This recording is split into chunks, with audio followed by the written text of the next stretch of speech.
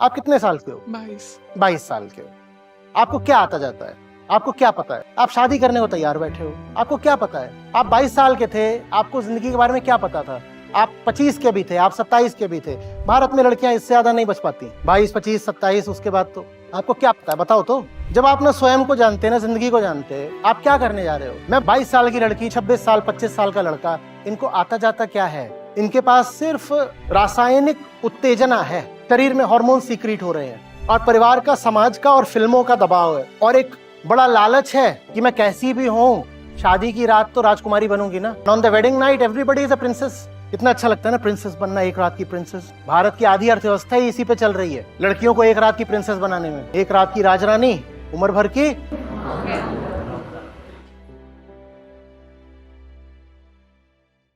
अभी एक देवी जी आई प्रौढ़ा, वो बोली यहाँ आते हैं, तो अब पति ने धमकी देनी शुरू कर दी है कि तुम्हारी हैसियत ही क्या है घर में, तुमको हटा करके खाना बनाने वाली और झाड़ू पोछे वाली रख लेंगे।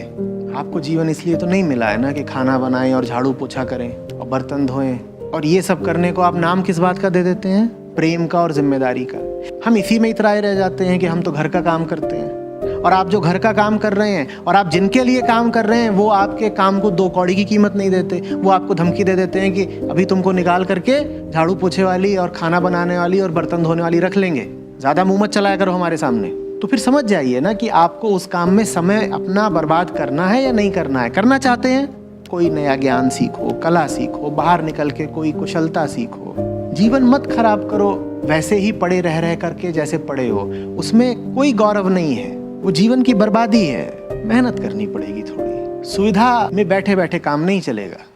कर्ण पड़े हुए हैं, आखिरी सांसें गिन रहे हैं, ब्राह्मण आता है, कुछ मिलेगा क्या? फिर कहता है अरे अरे ये क्या देंगे, ये तो खुद मर रहे हैं। कर्ण कहते हैं रुको रुको, हमें कुछ नहीं हुआ। ये जिगर होता है मर्द का, हमें कुछ नहीं हुआ है, हम मर रहे हैं पर हमें हुआ कुछ नहीं है। गीता कृष्ण ने अर्जुन को सिखाई थी, सीखी कर्ण ने। न हन्यते हन्यमाने शरीरे, सीखा कर्ण ने, हमें कुछ नहीं हुआ है। तुम मांगने आए हो ना, हम अभी भी देंगे। और ये एक मरता हुआ आदमी है, वो अपने हाथों से अपना दांत निकालता है और वो ब्राह्मण के पात्र में डाल देता है, कहता है ले जाओ। ये इंसान चाहिए। वो रो नहीं रहा है कि मेरे साथ तो जीवन ने मात्र अन्याय ही अन्याय करा, ताउम्र ना इंसाफी करी। रो रहा है क्या कर्ण? ये इंसान चाहिए। ऐसे लोगों के हम वंशज हैं, और हर समय छाती पीटते रहते हैं, हमें शोभा देता है? शरीर को चोट लगी है, मन को दर्द हो रहा है, आत्मा है हम, हमें कुछ नहीं। दोस्त आप आसानी से बना नहीं लेते, दोस्त बना भी लेते हो तो कई दोस्त 6 महीने, साल भर, 2 साल बाद छूट जाते हैं। आप ऐसे कैसे किसी के साथ जिंदगी भर के लिए बंध रहे हो, मुझे ये बताओ। आप क्या जानते हो, आप क्या समझते हो?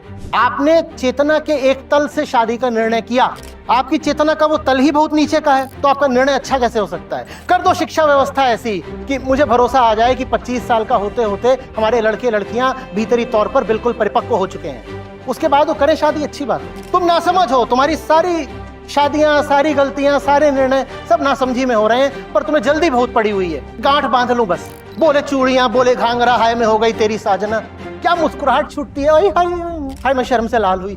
ये एक बहुत बहुत विचित्र और एबनॉर्मल बात है, जो आपको नॉर्मल सिर्फ इसलिए लगती है क्योंकि हर कोई कर रहा है, सिर्फ इसलिए आपको नॉर्मल लगती है। Sir, I'm too much attached to tasty food. What is the way out? Animals in jungle never overeat, and they don't care for delicious food. They want food just as life energy. Food that the ego consumes in its search for liberation is one of the things that will not allow it to be liberated. So do you see the complex relationship between man and the stuff that he consumes? Now again, if you could know that fulfillment is indeed coming from some place, would you still keep giving food more and more chances? So food continues to be dominant as long as life is not rich. As soon as you get whiff of something that has the potential to fulfill you better than food, you can easily keep food aside. So the same food that used to be a fulfilling experience is now something no one looks forward to.